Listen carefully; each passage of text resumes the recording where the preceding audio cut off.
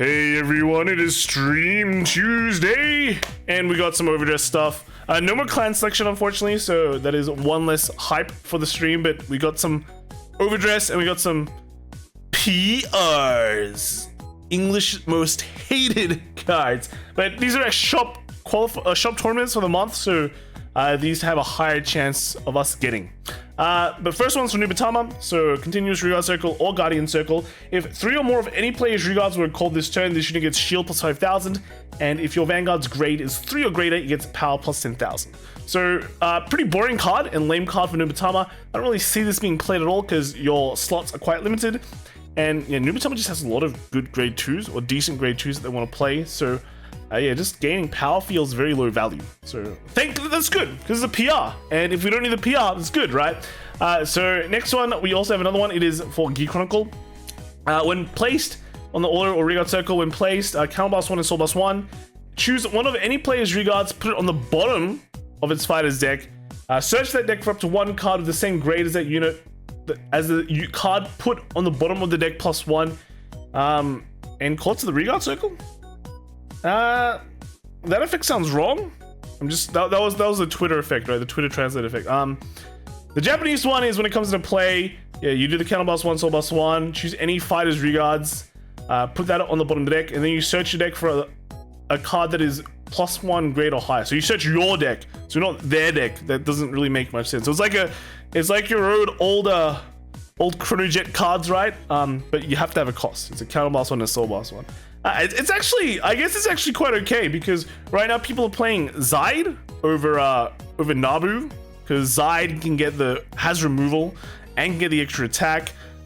This one kind of does the same thing, except of course it does cost a Counterblast and a Soul Blast, so the cost is slightly higher, but you don't have to discard. Whether that's a bad thing or not remains to be seen, right? Because you can discard Ribbles to get extra attacks. But this one, yeah, you don't need to discard, but you also minus your opponent and get a card as well. So that's pretty good. That's quite nice. We'll see if it gets played much at all, right? So that's all the PR reveals. Unfortunately, this card is actually okay, so might have to keep an eye out for this. Next, they revealed some Overdress stuff. So now we got some anime stuff. We got Megumi here. How do I rate the Megumi? I don't know. Like last week, we got Danji, and Danji had a great face on his characters. And you know, we got some big reveals there as well. Surprise, surprise. Megumi seems kind of lame. It's kind of boring. Not much to say. Yeah, his angry face is. I don't know. They also revealed Zaxa, and he's one of those. I don't know. He's got a villain face here. This is the the character who doesn't really open his eyes kind of thing until they get serious. Apparently, I think he plays Link Joker. He plays Brand Gate, right? But he plays like the Link Joker side, so we can already see the villain, like let's get serious kind of thing, you know, blah blah blah. So yeah, I don't know. Is he a side character? It looks weird. He looks weird. But yeah, now we got Danji stuff, right? So Danji has he's got his effect. So we didn't see any Overdress on Danji's side, but his special gimmick is called Final Rush, right? So instead of Final Turn, you can call Final Rush. But we didn't see any Overdress units, but we'll just go through all the cards first, right? So, spoilers. So first one got Diablos Bad Steve. Auto, when this unit is placed on the Vanguard Circle, choose a card from your soul, call it to the back row center Regard Circle, and soul charge 1. So it's like, well, you're basically calling your grade 0 out. I guess you get a boost immediately, so it's kind of more annoying to guard, especially with the card values. The guard values becoming less, so I guess that's okay. And then Soul Charge 1 to replace itself. That's all right. And then Con on the Regard Circle. If you are in the Final Rush state, this unit gets power plus 5,000. Okay, so it becomes a 13k beat stick. Second one is the grade 2 Diablo's Anger, Richard. So when this unit is placed on the Vanguard Circle, put a Regard into your soul and draw a card.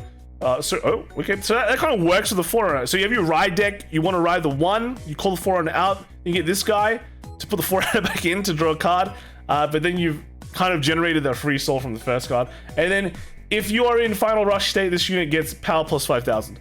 So okay, it looks like if you're in Final Rush, you get power, right? So pretty cool. And then lastly, we got Diablos Violence Bruce. So auto on the Vanguard Circle, at the start of your ride phase, you final rush. I guess you gain final rush a bit. Your final rush. And then the second effect is auto on the Vanguard circle. When this unit attacks, if you are in final rush, cost Soul Blast 5 and stand all your front row rear guards. Okay. So yeah, you just if you're in you basically on the turn you ride this card, you don't get to go into final rush because it has to be at the beginning of the ride phase. You have to wait a turn. Then after you get the turn, you get a big turn coming in. And I guess the idea is that you wait that turn, and then on the fourth turn, you also Persona Ride at the same time to make things hit kind of like a truck, right? You have like the grade 2 at the front or something like that. That gets like 5k by itself, and the Persona Ride gets 10, so you're hitting 25, 25, and then you restand them, and then with a boost, you get a lot of power, right? So, I mean, when they showed Yu's deck, we're like, wow, Overdress, new gimmick. That's really, really cool. But this one just seems very, very old school Vanguard. I think when a lot of people saw this start deck, they were like, the whole idea is to like gather power for that one turn attack. Like, yeah, this is the whole premise of Final Rush. Accumulate strength for one turn and gain a Final Rush at the start of your ride phase. Power up your units. And that's basically what the start deck was about. But it seems kind of boring. Like, no joke, but I guess it's a start deck, so you kind of expect it. Not saying the card effect itself is bad, because if you're doing multi-attacks with that kind of power, it should be pretty decent. I guess people were thinking instead of like getting multi-attacks, you get a lot of crit and just get a one-shot, kind of like DI style. But remember, it's Spike Brothers, dude. This is the Spike Brothers side. So yeah, I guess we're gonna see an English card as well. This is the English version, so font's a bit weird. Yeah, so and then there's like some FAQs about Final Rush. What is Final Rush? What is Final Rush? It is the information that the fighter holds. There are cards that reference that sounds kind of a weird way to put it. I think you can think of it as like a buff to the player. So when you gain Final Rush, you are the Final Rush, you know? When you are in Final Rush at the start of your ride phase after performing Persona Ride, do I lose Final Rush? No, you will remain in Final Rush. After performing Persona Ride, even if your Vanguard changes to other units, you're in Final Rush into there. Because the player is the Final Rush. You have become, it doesn't matter what, if you ride a Vanguard, if you stride or not, you stay in Final Rush. There are some pretty interesting things in Premium. Since there's Dark States, you can call me this Gastille. So, and then like, Gastille kind of probably works pretty well with this, right? Because as long as you have this as your Vanguard at the beginning of the turn, you Final Rush up, and then you get to just Soul Blast 5 to restun your front row, which seems pretty good. It seems pretty good. The problem is you have to ride this unit first, and instead of riding something to protect, right? Because you could ride NLK and get a protect, or anything else with a protect to kind of live better. But I guess he's like 13k, so that's like another plus. Instead of 12k, you're 13k. So in Premium, that's kind of... the other interesting news that they've shown us today is that, yeah, they showed us the game of how this is supposed to be played.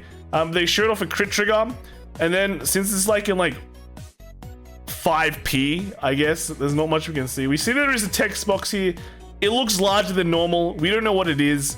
Maybe it means that crit triggers have effects. Maybe it's just reminder text. We don't know. There's no way to make this better, so we just have to wait. That's something interesting going on. I think it's a given that maybe the heal trigger has an effect, because the problem right now with Overdress is, why would you play any of these Overdress triggers in Premium? These are just all 15k, but then the heal's only 15k, so I'd rather just play the 20k heal. The thing is, like, maybe the 15k heal has like another effect on it. Maybe it gets like 15k more shield, or it becomes like a perfect guard or something when you're guarding like a specific Vanguard attack or something, just to make like the over trigger mechanic a bit more balanced of a heal trigger kind of thing. So maybe there's something like that. That's just all speculation. It could just all be vanilla, and then we just feel bad when we get rushed down and because we don't have enough shield. Because yeah, the grade 1s and the grade 2s are still like 5k. Well, the grade 1 is 5k, got reverted to 5k. So yeah, that's kind of it. I do expect the heal trigger at least to get a trigger. Whether we will see Overdress for other clans, I know a lot of people have been saying that Overdress is exclusively for the Dragon Empire nation. I mean, shouldn't say clan.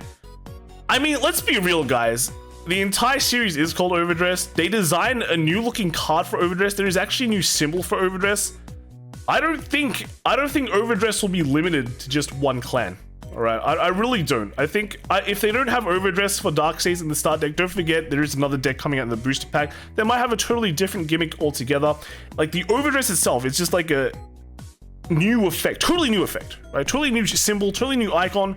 They're definitely doing way more with that than just giving it to the Dragon Empire, in my opinion. So I think we'll definitely see more down the track. Maybe these other start decks don't have the Overdress icon because they're working around their own ways of playing, while the Dragon Empire one, yes, this is the evolved version. We're going Overdress, blah, blah, blah. So maybe it's for start decks, maybe that's the thing, but I think maybe when the booster pack is released, we probably will see a bit more. They're just giving you different flavors. Maybe this is like just a different, like every deck will have its own kind of gimmick. This one is introducing keywords. The U one is introducing Overdress, and maybe we'll see other stuff from the other clans as well, right? So, yeah, let me know what you guys think in the comments below. That's it from me this week. Slightly boring, I guess. Maybe a lot of people expected more from Dark States, but at the same time, I think everyone's just more interested in like Team Megumi versus Team Tamari, right? So, I mean, that's coming up next week, and we'll get to see Keta Sanctuary. I'm actually really hyped for Keta Sanctuary. When I saw that TD, I really want to know what's going on. I don't know what's so. Let me know what you guys think in the comments below, and I'll see you guys next time, like maybe tomorrow. Bye.